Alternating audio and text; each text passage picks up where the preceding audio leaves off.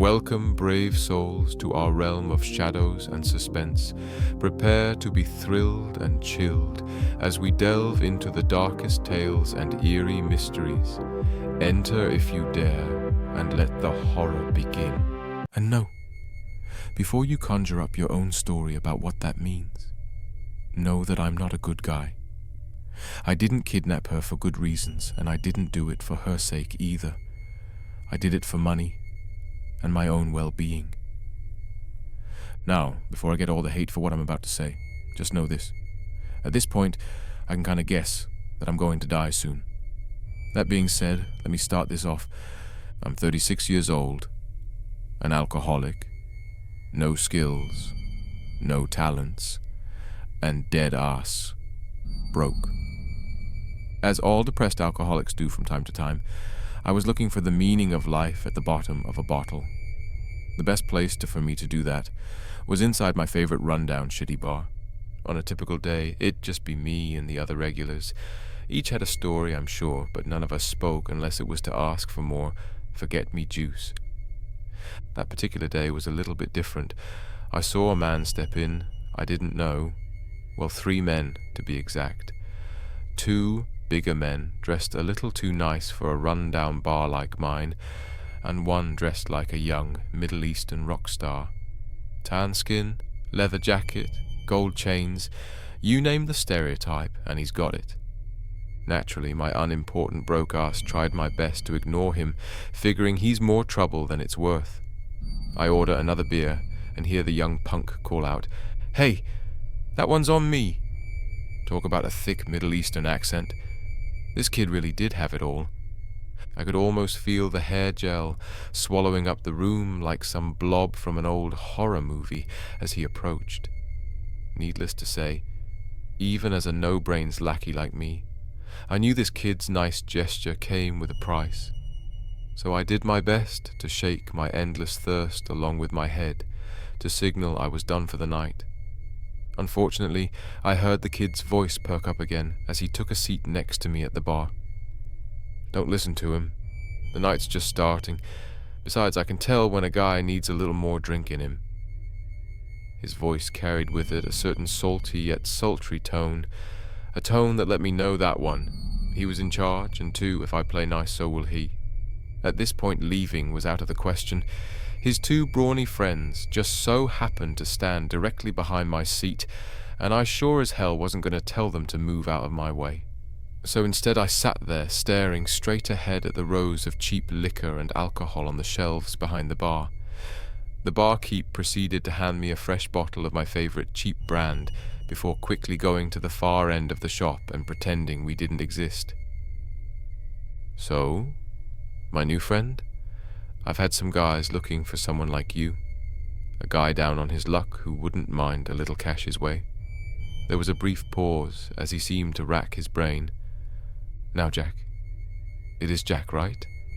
My men happened to see you go from here to your shitty little apartment a few blocks away every night for the past few weeks. No job?" I found it harder to ignore him now. He seemed to know a little bit more about me than I'd like. Regardless, I stayed quiet. "Well, that's what my men tell me. Must collect unemployment then? Trust me, I don't want that for you. No family, no friends, no co-workers. That's no way to live. I can give you all of that, my friend. I can take away your shit luck and give you something great." His tone shifted back and forth between being demeaning and pitying me. The transition between the two was so smooth, you'd think he was born with the devil's tongue. Still, I knew bad news, and this guy was it. "Nah, I think I'm happy with my shitty little life." I stared intently at the untouched bottle of alcohol in front of me, trying hard to phase out of existence. "Really? Is that why your wife left you and took the kids? Deadbeat husband, just kind of your style? How long since you've seen them? 5 years or so?" I felt my muscles tense up. He was getting to a very sore subject of mine. I think he noticed as he tried to change his tactic. "Friend Jack, We can give you everything you want. You work 2, maybe 3 days out of the year and you earn a good chunk to live off of for the rest of that year. I'm not sure if it was his voice, his tone, or his words, but I felt my body starting to relax again. Hearing someone say all of this to my face really started to remind me on how much of a useless sack of shit I really am. 5 years of being unemployed, drinking and battling the one-eyed monster by myself left me a shell of who I used to be. I was a loving father, husband, and boss. Yes, boss. I owned my very own small penny stocks office for a while. Well, that is until one of my workers ended up doing some fraudulent things and got me and my company sued and closed down. I escaped from the jail time, unlike him, but I was financially ruined. Thus why I started drinking. I knew I needed a jump start, and I was slowly losing my ability to say no to this man. "Well, what's the job?" I asked, my voice a shadow of itself. With that one sentence, I knew I dove into the shark tank. "Simple, my friend. All you have to do is take a vehicle we own, drive with a passenger, drop him off. When he says stop, ignore any sounds you might hear, and drop him back off where he says to. You'll leave the vehicle with us, and we'll drive you home in a separate vehicle. Nice and easy. Expect your payment the next day, and we'll contact you with any other jobs that might pop up. If for any reason someone asks you what you might be doing for a living, just be honest. You're a chauffeur to private individuals and have no idea what they do for a living." Well, at this point, I knew whatever this was had to be illegal. Sadly, my morals were just as empty as my pockets. "All right, I'm in as long as I just have to drive." His face lit up with my words, and he bought me enough alcohol for me to turn from depressed jackass into a distinctly optimistic jackass. I figured, maybe with the money I make, I could earn enough to get me back on my feet. Maybe I could even see my kids again. A week later, I get a knock on my door. A truck was waiting outside, and the man knocking says he's my passenger. I do exactly what they tell me to do. I drive, I park, I wait, I drive off, drop off, and go home. The pay was amazing. It wasn't quite the 2 or 3 times per year that I was promised. But with the lack of knowledge on what I was doing, it didn't matter. All I cared about was the easy pay for the easy job. Eventually, I even made enough to put down on a small home and a not-so-terrible car, a little bit more cash, and I'd finally be ready to make the call to my ex-wife. Now here's when things turn wrong. It starts off normal. I'm sitting in my house, hear a knock, get dressed and open the door. This time there's 2 men, both burly and big. This was a first. Normally it's just one guy, who's usually a small size. Screw it, I thought. A job's a job. They told me the payment upon completion was $70,000. I felt my metaphorical jaw drop. This was the payment I was looking for. I quickly took the keys and headed out with them. When we hit the parking lot, I saw another red flag. Normally the vehicle was a rundown sedan or inconspicuous SUV, but today it was a beat-up old white van, the type utility companies sometimes drive around in. No windows on the outside except for the front. I felt my stomach drop. Something was telling me to decline this job. But another part reminded me of the $70,000 that could be in my hands by the next day. Fuck it! I doubt they would let me say no anyway. I walked up to the van, while one of the 2 men walked up to the passenger door and the other climbed in the back. I kept telling myself to stop thinking about things, just go with the flow in my own little world like I usually do. I swallowed my worries along with my morals and took off. The men had me drive them to an old industrial park.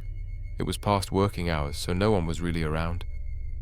For a while it seemed like we didn't have a destination. We drove around a few blocks while my passenger was looking out the window for something. Eventually, my headlights swung around to reveal a young girl, maybe around 7 or 8 years old, playing around by herself. She was giggling and yelling at what I figured was her imaginary friend. The poor girl looked thin and dirty, like she had been spending the last few nights on the street. I felt my foot subconsciously press on the gas when I saw her. I was praying we'd just drive by this little girl and end up stopping at some drug dealer who needed to be roughed up. No such luck.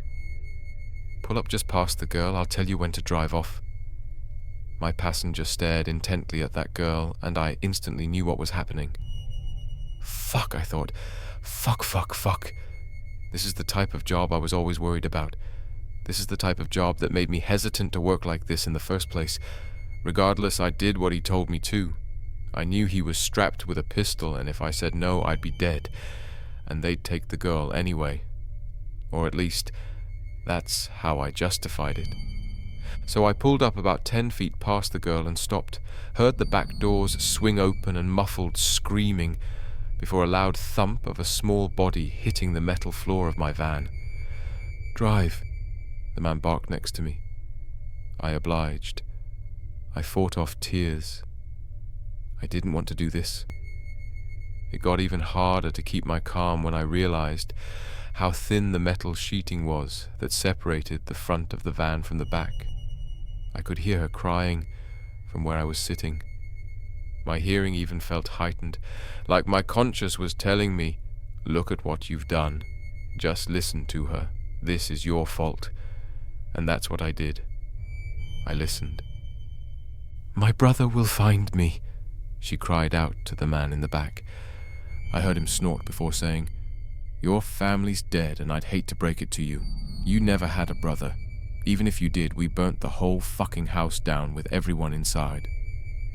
There was a moment of silence before he added, if you're lucky, your granddad will pay for you. If not, we'll find someone who will. My brother isn't dead. I was just playing with him. He's all dressed up for Halloween. Another chortle came from the man. I thought my morals were shot, but this guy seems to really enjoy what he does.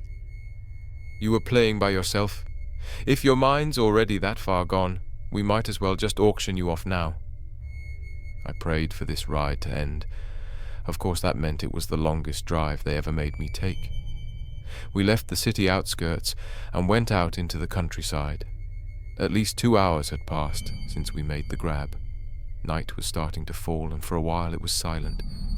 The constant verbal assault by the thug in the back left that poor girl speechless. She still refused to say her brother was gone, no matter how much the man told her about her family. God damn it, I'm starting to tear up again just remembering this. I'm such a sick fuck for doing what I've done. I'm sorry, let me hop back into this. Anyway, about 30 more minutes pass, and I started to hear her sing. My brother likes to bite when he comes at night. His eyes are black, and his skin is white. He'll come for you, and he'll come to chew. That's as far as she got before I heard a loud smack and whimper, followed by the man yelling at her to shut up. I ground my teeth and kept driving. After a while, I was finally told to turn off a dirt road and keep going until I saw a door in the ground. At first I was confused, but then I saw a cellar door out in the middle of the tall prairie grass. It looked like a bomb shelter or something of the sorts. It was made of thick metal and dug straight down into the earth. I drove off-road and parked next to it. No! My passenger nodded at me and told me to wait before he got out. I heard the back open slightly after that, and then nothing. No one shut the back doors. Hell, no one even stepped out towards the cellar. Oh, fuck, I whispered to myself. At this point there was practically no light besides the light from my headlights, and I'd be damned if I stepped out of the van for anything. He told me to wait, and that's exactly what I planned on doing. Besides, there was something about the silence that surrounded me that was wrong. For starters, I didn't hear any wind nor any movement outside. Still, I waited. 10 minutes passed, and my resolution to stay in the vehicle stood strong. 20 minutes in, and the silence was still overwhelming. 30 minutes in, and I swore I saw something crawling through the prairie grass, something long with a white face. 40 minutes passed. I heard a girl giggling and whispering from the back of the van. How long until he looks for us? I'm getting bored. She dragged on the word in a typically childish manner. Now, normally if someone had heard that, they might think, hey, I should step on the gas and get the hell out of here, I, however, just spent the last 3 to 4 hours contemplating on how terrible of a person I am and how I deserve the worst things that could happen to me. And if that girl was still in the van, and if those 2 goons wandered off, then maybe I could speed away with her and take her back to her grandpa's place or to the police. Hell, I might just transfer all my savings to my kids and off myself before that Middle Eastern kid could find me and do worse. So I made my decision, and I opened the driver's side door. The ringing from the dashboard alerting me the keys were still in the ignition nearly gave me a heart attack. It was the only noise in this whole prairie and sounded so foreign to that place. I took my time and glanced down the side of the van to the back while staying in my cozy den of light. I couldn't see anything back there, and it wasn't the type of darkness that your eyes could adjust to either. It was thick, almost too thick. I don't know if there were clouds in the sky blocking out the moonlight and the light from the stars, but I got no help from Mother Nature. So I pulled out my phone and turned on its camera. Cliché, I'm sure, but regardless, I flipped on the flash and held the camera's button down. I could use that as a decent flashlight for the quick check I planned to make. I swallowed my unease and slid out of the van. My feet landed on the tall, dry grass below me. It was nearly up to my shin. I arched myself downwards as I slowly crept forward towards the open back doors, as if I could be sneaky while holding the only light in a few 100 miles of darkness. As I approached the cabin, I swore I heard a shh sound coming from behind the rear of the van, but it certainly didn't sound like the girl. It was almost serpent-like. I held my phone out in front of me and crept along, glancing down at the grass in case a snake was waiting for me. Eventually, the fateful moment came. I had to make the turn from the side of the vehicle to the back and see what was inside. I took a deep breath and turned quickly. My phone's light swung over and illuminated an empty metal cabin. Instantly, I felt the hairs on my back stand up. My instincts were telling me I was being watched by something, some sort of predator. I turned towards where I felt the eyes on me and saw a face peering over the side of the car doors. I must have let my finger slide off the camera's button when I jerked backwards, because I heard the shutter sound before everything went pitch black on me. I propelled myself forward into a sprint towards the front of vehicle. I could see the illumination of the interior of the van, and that was my guide. I heard my feet quickly pattering on the grass along with something else's. They sounded as if they were fast walking right behind me instead of running. It's hard to explain. It sounded like a strange shuffle, as if it moved like a broken man. It must have only been a few seconds to get from the back of the van to the driver's seat, but it felt like so much longer. As soon as I slammed that door shut, I shifted into drive and skidded off down the dirt road I came from. I could feel that thing looking at me through the driver's side window, but I refused to return its gaze. Instead, I drove and drove. I passed through the suburbs before hitting the city limits. I couldn't shake what I saw, nor could I shake the feeling of being watched. I drove into the busiest and most lit-up section of the city that was full of clubbers and professional night workers. Strangely enough, when I saw the red and blue lights come on behind me, I felt relieved. I had no idea what I did wrong to get stopped, but I didn't care. I saw the cop walk from his patrol vehicle to my front window. He motioned for me to roll down my window, and I did. "Hello, just pulled you over to let you know your back doors are wide open. I don't want you accidentally tapping any other vehicles or anything with the door." I broke down in the middle of his speech. I cried, I laughed, I shook. I'm sure his first thought was that I was on some sort of drug. I didn't care. I'm a grown man, and when that cop spoke to me, I felt relieved, like this authority could help me in some way. "Sir, are you all right? Do you feel safe to drive?" He stepped close to my window, trying to smell for anything unusual, I suspect. He didn't have to. I would have told him if I was on something.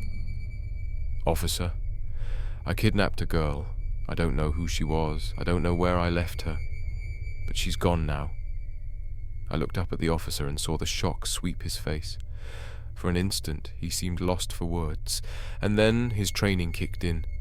He called in for backup, asked me to step out of the vehicle, and apprehended me. I didn't resist.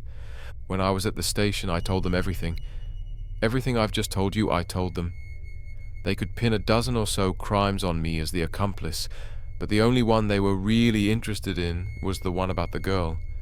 They didn't believe me about the face I saw lurking behind the van's doors, that is, until they saw the picture. For now, I'm on bond. I've agreed to testify on a half-dozen people I worked for. I haven't seen that thing again, but his face still haunts me. So does that experience. They never found the girl either.